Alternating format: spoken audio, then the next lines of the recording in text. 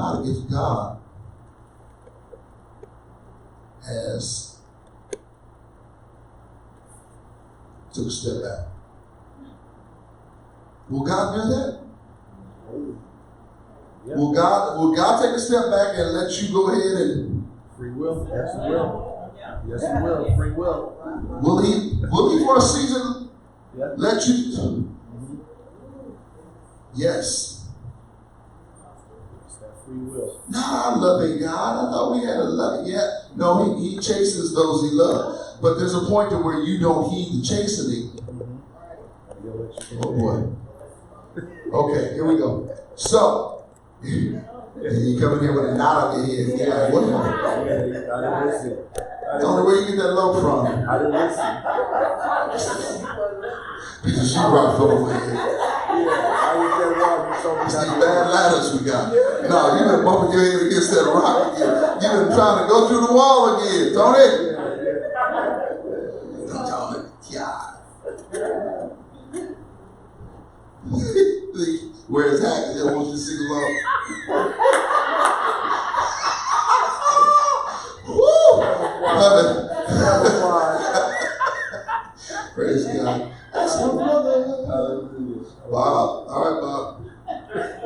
All right, here we go. So spiritually, people are like sheep. Isaiah the prophet wrote this, Isaiah 53:6. Isaiah the prophet, he wrote this. All of us, like sheep, have gone astray. Each of us has turned to his own way, but the Lord has caused the iniquity of us all to fall on him. What grace is in that statement? What unmerited favor? What love is in that statement? All of us like sheep have gone astray. All of us have turned to his own way. But the Lord has caused the iniquity of us all to fall on him. In other words, like sheep we've gone astray. We've turned away from him, turned our back on him, but all he did and went into our iniquity and our sin, and yet he bore it all on himself. He said, okay, I'm going to take it for you. That's love. Man, that's ridiculous. That's love. That's love that knows no limits, no bounds, no measure to it. That's love. Man. Wow. Hallelujah. Thank you. We have a profound tendency to desert what is good for us. We have a profound tendency to leave something that God intended and put into our life to help us to grow. We have a profound tendency to walk away from a place where we've been planted because we're going after the pond that appears to be good instead of the stream that he has given for us to receive our supply. We have a profound tendency to do that. And then what happens is, sometimes we get so far out there that God now has to create an alternate stream. Thanks be to God, though, that he's that loving and caring, that he understands that there comes a point to where we really can't return to the old stream because we left it once, and so he'll create another one. Grace, mercy, love. He'll create another stream and he'll plant you by it, and he'll say, guess what? All right, we're going to plant you again. Go forth and grow. But we still have a profound tendency to walk away from things. The grass always looks greener where? I remember a time in my life where I was young man, I was young in the things of God. And this is around the time when I told you I was serving my bishop and working at the church. And I started working for Sears, so I was not able to go work at the church as much and be around Bishop. Bishop Ross eventually passed away. He very prominent figure in the Church of God in Christ at that time. He was the general secretary of the Churches of God in Christ International. So he was a general board member at that time. And so this is the man I was serving. So it's had me serving bishops and pastors and people that are in elevated positions. So he passed away eventually, and then there came a new pastor to the church. Well, there was an interim pastor and a new pastor, and between that time, I met my wife and met her at church one night. You know, she grabbed my coattail, and it was 27 years later today, she grabbed my coattail still. So I followed my wife, though, and I went to the church she was going to, which was Emmanuel Christian Center, which was a non-denominational church, but good pastor. He taught the Word of God, Pastor Vernon Jones. After that, the Lord blessed me to get into the department. We went on down to Gilroy, Salinas, California. I served under Pastor Harris, who was the head over security for the Church of God in Christ International. And so I was serving under him for a while, and so I was doing things down there. But all along, you know, God is sitting there and He's building something. He's showing us something. But there was a time when, where was I at? Where I got out there and lived just before I met my wife, just before I met her, I met someone else.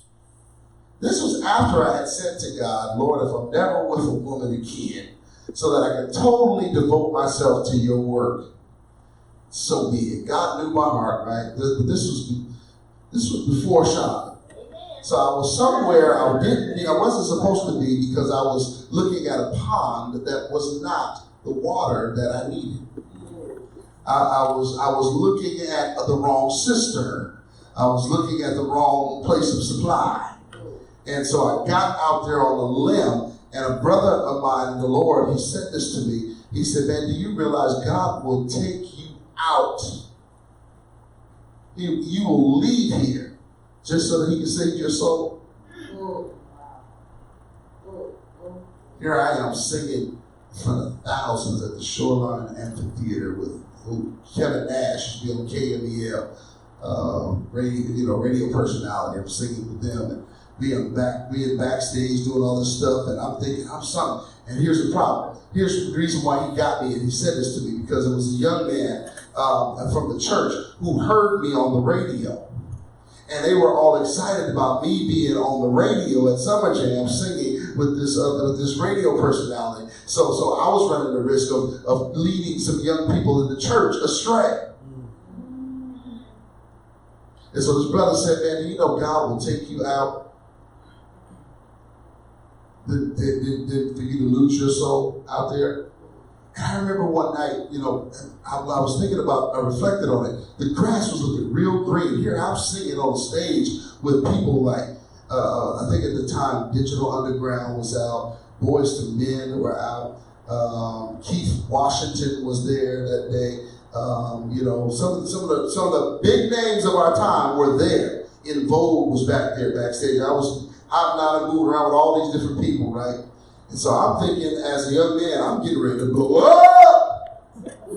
Grass was looking real green.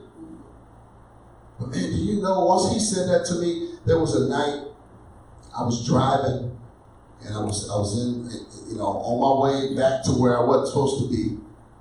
And it was the middle of the night, like almost 2 a.m, and there was no cars around. I was at a stoplight. And I remember distinctively thinking that I could drive out into this intersection, and a semi truck could come just take me out, and I won't have a chance to get it right. See, God will put things like that on your heart to get you back to the right street. He will send people at the right time, in the right place, with the right word to drop something off on you that can prick you and get you back in line, even when you look like you thinking the grass is greener on the other side. There's a way that seemeth right unto a man, but the end thereof are the ways of death. Someone would have been saved, life cut short. Any question about that? Anybody have a problem with an understanding of that you could be saved for eternal salvation's sake. But God still allow you to leave here early? Recall. Why? Because you refused to stay planted by the rivers of living water. And you were seeking after your own pond. All right. So we have a profound tendency to desert what God, what is good for us, and look for greener pastures on the other side of the fence. So often we go away from God and we're led. Whenever we do that, I am a witness of this. Whenever we get, the further away we get from God, the closer we get to sin. There are times when I've just been strong in the faith. And I was working in the Department of Correction at one moment. And there was a time where it seemed like I just was not able to go to church. Not able to go. Here I am, and I'm having to do all this searching of cells and all this stuff. And next thing you know, I come across some pornography. And I have been strong all this time. And here I am searching these cells, and I got to go through this stuff because the stuff really, at that time, wasn't illegal for them to have. A while after that, they made it illegal for them to possess it, which I was so grateful. I said, let's ask a prayer. By that time, I was a sergeant, and I didn't have to go search cells no more. So the Lord promoted me so I wouldn't have to go in there and look at that stuff, see that stuff, and they put it all up on the walls. Can't do it anymore. They can't do it anymore. They took it away. The state did. It was a great thing they did. Great thing. But anyway, I was at a point where I was weakened because I was not constantly into studying the word at church. And here I am, now I'm in a weak state. Oh yeah, even me, the pastor. I mean, before I was pastor, of course. But that doesn't mean that it didn't happen now.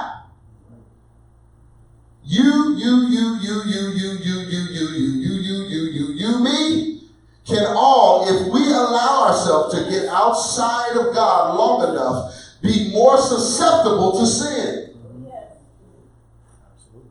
I don't care how your gift and your calling is without repentance. That remains, because when God gives something, he does not take it back. That's why Satan still possesses the power to be able to go and present himself with the sons of God. Because God gave him something, he cannot transgress his own command. So what he does is just like how you legislate things. You create a new law that fulfills the old one, but yet provides for what you desire now. That new law is the law of Christ, which has been superimposed on us over the law of our flesh, which is sin. Ooh. Yeah, y'all quiet today. Am I just kind of just rambling, or y'all get what I'm talking about? This is Psalm 23 on a whole nother level. Go ahead. Give her a microphone. Give her a microphone, please. Make sure, there we go. Okay, that's what we're here. God is not the author of confusion. So is it just the same, or when they say God give it and He take it away? What's that about? Well, I'll tell you what. Let's do That this. was Job, though, right? Yeah, that was Job speaking. Right. Yeah. The giveth and the taketh away was he lost his children, his wealth, his health, his wife, his so-called friends. He lost a whole bunch. He was wealthy. He said, "The Lord giveth and the Lord taketh away." Whether it be my health, my wealth, my children, or my wife. The Lord giveth, the Lord taketh away. In other words, God is sovereign. He can give and he can take from us at any time. Right? But here's the thing. The difference maker was Job was tested. And I'm glad you mentioned that, Because it's just like what I was just saying about Lucifer still having the ability to present himself with the sons of God, with the angels before God. He said, have you not put a hedge of protection around him and all that he has? I cannot touch him. But allow me for a moment to get through the defenses that you have placed around him, and he will curse you. That was the accuser of the brethren, Satan, Lucifer. So God said, okay, I'm going to allow you to suffer to be so. Because God is the one who recommended Job in the first place. Have thou considered my servant Job? The Lord giveth, the Lord taketh away. But he does it to test you. When me and my wife, when we lost our home, we lost just about everything we had. We had almost $1 million in assets. We probably had $1 million in assets at the time. Lost it all. Had to give it up. But before that all happened, when I went into the place that God blessed us with, I remember standing up on the top stairs, looking out over and said, Lord, I thank you for this, but I'll give it up at any time. He heard that. He heard that. So I lost all that. Now, in fact, the house I live in right now, God blessed us, gave it back to us, gave us the ability to get this one 3 years after we bankrupted. Amen. Amen. Amen. It don't happen like that. It doesn't. But the Lord give it, the Lord take it away. And here's the thing. You know, whether we keep it or not, what are we really going to do if we lose it? If he blows on it and takes it all away right now, will you still bless God? Yes. Will you still give him glory? Will you still worship him? Will you still praise him? Will you still testify that he is Jehovah Jireh? Yes, Lord. Here's the thing we need to consider. We're living in a time right now where people want what they want and they don't want to do anything for it. Right now, young people think that just filing a job application online is searching for a job. But here's what they don't get. Guess this. Here's the funny part. I'm 50 years old, right? So guess who the people's age range is that you're going to get the job from? Look around these adults. It's this age frame. We all were taught to go show, shake, present, right? And how we were taught how to go about making that first impression. I went through 6 weeks of training just to end up getting a job at Sears. They taught me how to interview, taught me how to walk in, shake hands, how to present myself, how to make a resume, make eye contact, how to sit in the chair, how to say please, thank you, yes sir, no sir, yes ma'am, no ma'am, all those things. Today, young people want to just go online, fill out an application, and then when they ain't got no job and you ask them, well, ain't nobody hiring me. Why do you think that is? It's because they had a job fair and they were there, they want you to come interview face to face, and they were going to hire people on the spot, but you chose to send it in electronically. So who will get it first? The one that came and took the time, even though it was raining, and came out and said, I'm here about the job. My name is, may I sit down? Here's my resume. Wait for the questions. Yes, sir. I can answer that. Blah, blah, blah. Give the information. Dialogue. Can't do that on social media. Can't do that with the internet. And here's the thing. Yes, they have applications now and things where you can go in the online, you can pump in some information and they'll spit out your resume for you. They'll send it to all these different people and you'll get all these calls. But when the rubber meets the road, if I'm the employer, nothing beats a good look in the eye, a presentation, a shake of the hands, and some dialogue. Nothing beats it. And so the ones that they're doing and waiting on jobs for are people that are from our age group who were taught that way. So even though there's new technology, you still got older standards. The Bible says the technology will increase in the last days.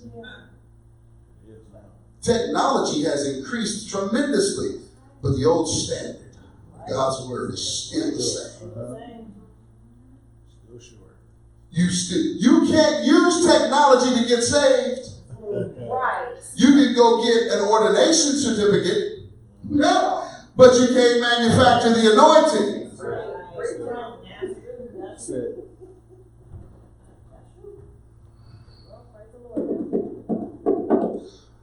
Whew. So we have a profound tendency to desert what is good for us. The ministry of the shepherd, he restoreth my soul. The mastery of the shepherd, he leads me in paths of righteousness. The majesty of the shepherd, for his name's sake. The ministry of the shepherd, he restoreth my soul. Catch this again. Ministry of the shepherd, he restoreth my soul. Mastery of the shepherd, he leads me in paths of righteousness. The majesty of the shepherd, it is for his name's sake. So in other words, he is a restorer of my soul, and he leads me where he wants me to go. Why? Because it's for his glory and his honor.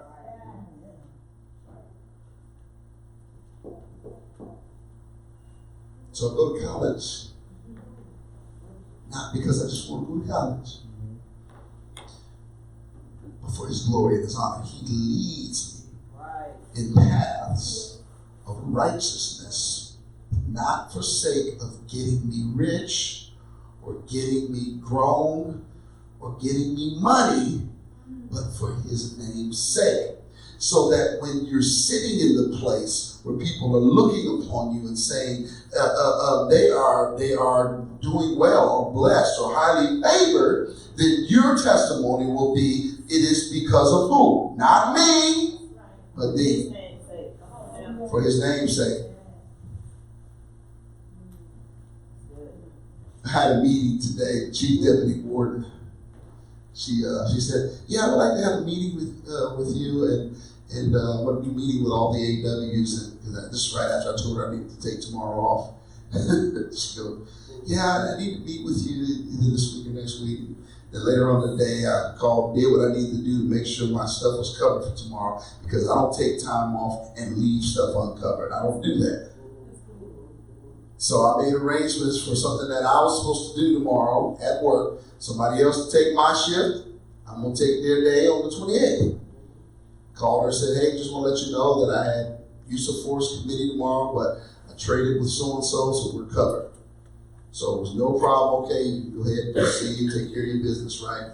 She said, but come by my office later on, and we'll go ahead and talk before you leave. So we had our talk today, and her talk was the same thing. It was just like what we've been dealing with leadership. What is your mission? What is the mission? You need to prepare a mission and a goal for the next 12 months for your area. So I got people above me that's talking like this. And so remember, I was just talking to y'all about this on Sunday, and we just had our leadership forum summit, right? So right after I do that here, I get sat down there by someone above me. And guess what? Here's the blessing. The blessing was I was able to sit there in that conversation and tell her what she asked me to produce in writing in the next 3 weeks. I already have it in here on what I want to do in my area. And so I just began to sit there and ramble off. First of all, I took her and started telling her about the numbers since I took over and what I've noticed about the trends and the data of my area. So that now she knows he's paying attention to his area. He's not just coming in and sitting in the seat and wearing the title. He's paying attention to what the details of his area. So I rattled off some things, and I could see she was sitting there just kind of not amazed, but pleasantly surprised to hear it, right? And then I just kept, the Lord started having me tell her stuff, and turns out I took over the conversation. So she just sitting there listening. And by the time I got done, I said, as you can see, it won't take me long already. She said, yeah, it seems like you already pretty much have a plan. I said, praise God. She said, but you want to make sure, this is what she said to me. Tony, you like this one. She said, you need to make sure that your people, your staff around you know what that mission and goal is. Write the vision. Make it plain that they may run and hear it. Just like, the plans we had for doing this. I did not go and write down, Tony, did I draw up a plan for any of the work that we did here? But when we started it, did you see exactly where I was trying to go? But do you see where it's going now?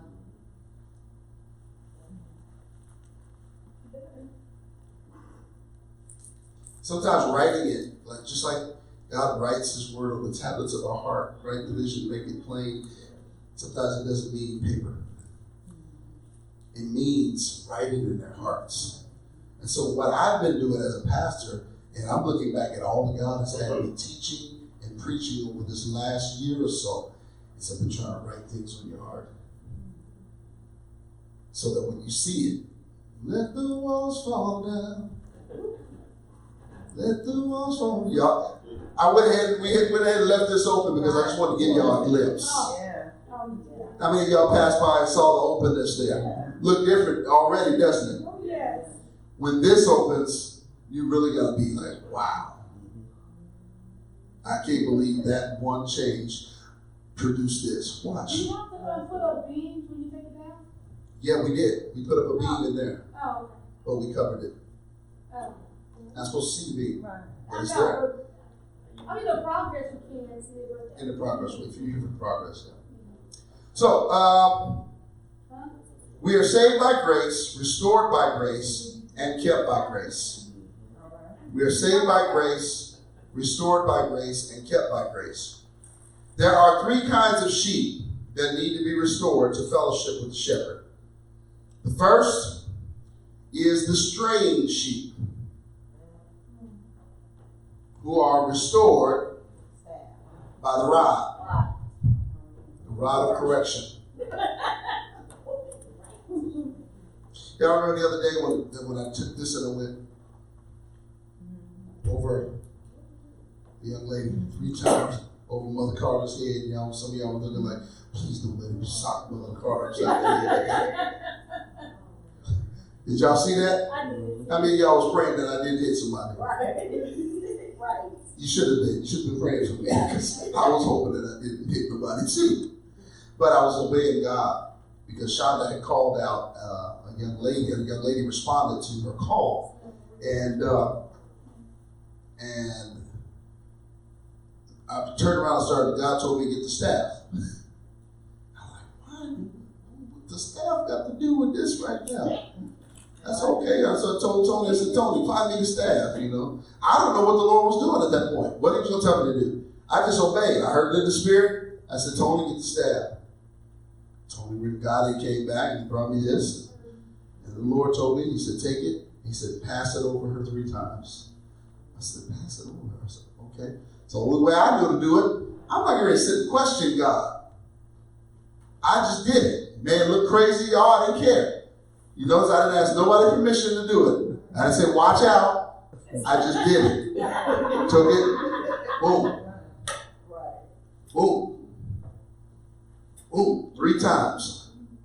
Do I know what God did with that? Can I tell you exactly what he did with that? No. But I know something happened. I know something happened. The testimony will come for his name's sake. Ah! Woo! Glory to God. Did you catch that? How you just linked that together? It'll be for his name's sake. So when you hear the testimony, you'll know. Some things is not for us to understand right now. Oh, with all I get an understanding, Pastor. What do you mean it's not for us to understand? Some things we'll understand it later, better, by and by. Not everything you hear, receive, that God shows you right now, you're going to really grasp. But if you live a while, he restoreth my soul. Hebrews 12:11. The rod is used as protection against the wild animals, but also used as a means to discipline stubborn sheep. All discipline for the moment seems not to be enjoyable. When your butt getting whooped, it does not feel good. It's not supposed to. When you get hit with a staff, it's not supposed to feel good. It's not supposed to be a joyous moment. And you're not supposed to continue in that which God has corrected you from and think that it's going to be okay. Because God is not the author of confusion, but of peace. He's not a man that he should lie, nor the son of man that he should repent. And that a man soweth, he shall also reap. I want to reap joy. Amen. But all discipline for the moment seems not to be joyful, but sorrowful. Yet to those who have been trained by it. Oh, wait a minute. Trained by it. What are you trained by? Discipline. Amen. This is good stuff. That's why I like the way the Holy Spirit is keeping fresh off the presses. Discipline. I've come to a point now where I'm confident in Him. I'm not confident in me. But I've come to a point now where I'm confident in Him. And I know you've seen the difference because you've been with us from the start. You see the difference. You know, it was once a time where I was just, you could tell that there was a little bit of a, what do I want to say, not full confidence in my calling. And I don't say I'm right now at that level where I'm fully confident. I think God is still revealing things and He's still growing me. But I know I'm more confident today than I was 8 years ago. 2000, we started 10? 9 years ago. Almost 9 years ago. No, 9 years ago. January was the start of the 9th year. Yeah, our first service was January, first Sunday in January 2010. In our living room. With that podium, a few blue chairs, and my house stereo system to play the tracks. Amen. And now we're tearing down walls. Enlarging territory. God's going to send in the people with the gifts and the talents, Brother Antoine. Brother Vincent called me today, by the way. We had a conversation. We'll get with him probably next Tuesday. All right. So, Hebrews 12:11, first reading. Yet those who have been trained by it. Trained by what? Discipline.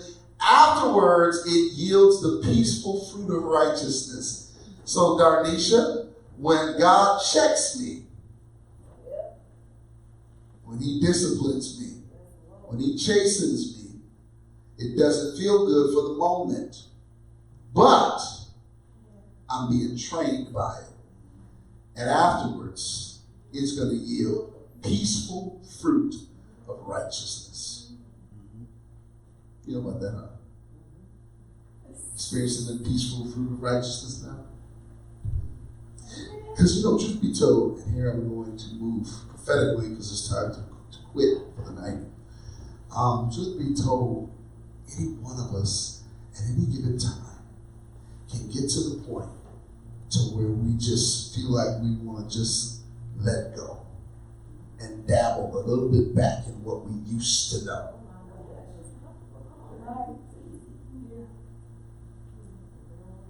And every now and then we just, can I just not have to be concerned with doing the right thing? What's that? I don't have that luxury. But you experienced it too. Oh yeah. You experienced the moments. Oh yeah, I experienced it. But I don't have the luxury to give into. None of us do. That's the key. That's the point. None of us do. I would rather deal with a discipline that for the moment seems not to be joyful, but sorrowful. I can't go out and have fun, go to the club like my friends is going to. Put on my club best, not my Sunday best, my club best. Or I can't go and do what they do, and sometimes it seems a bit sorrowful. That's the grass looking greener on the other side. But that grass will quickly turn brown if you choose to yield back your members back into that foolishness that you were delivered from. But if you stick to what God has trained you in by discipline, after you have suffered a while, he will establish you, make you perfect, and present you to himself as a church without spot or wrinkle.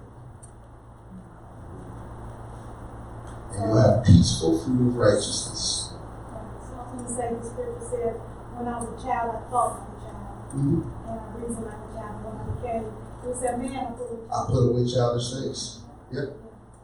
Where is that found? What chapter? What's the theme of the chapter where that's found? Come on, help us out. Where's that found? Tony, where is it? What do you got? Chapter 13. 13, right? 1 Corinthians chapter 13. What's that chapter? What month we in? February? What's tomorrow? Valentine's Day. Tomorrow Valentine's Day?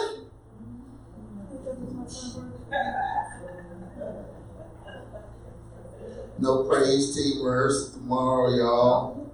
Me, please. This First Lady's been dropping hints. I've been working on the church a lot. So I told Tony, I said, we ain't doing no more work for us this week. Listen, we may have we're gonna have a paint party here Saturday, y'all. Painting. Paint that wall, paint this wall, paint that wall. We're gonna paint the other walls. You don't have to Saturday. Is it okay? What do we say? Oh, is it? We ain't painting this weekend. So no paint party this weekend. Thank you. The Lord had me say it just for you to correct me. Thank you. Thank you. I appreciate it. I receive it. It's okay.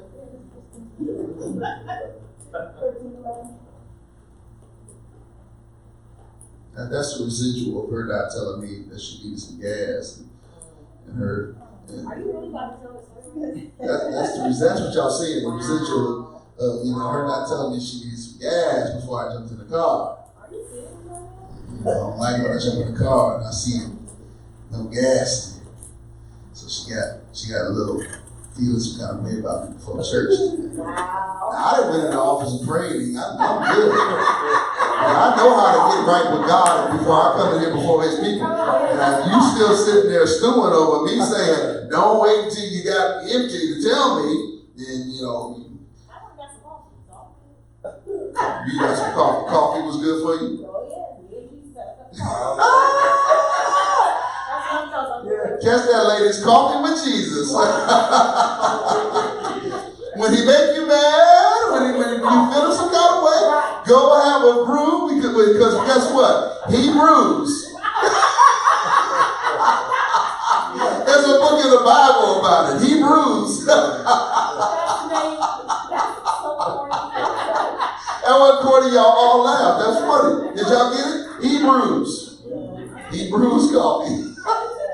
It's like on that movie. We done, y'all. We about to go. That movie, what was it? Bruce Almighty. And he had to answer all the prayers, so he created this program. He said, I need a way to answer all these people. And so he created this computer program, and it said, Yahweh! The computer program was instead of Yahoo, it was the Yahoo logo, but it said Yahweh!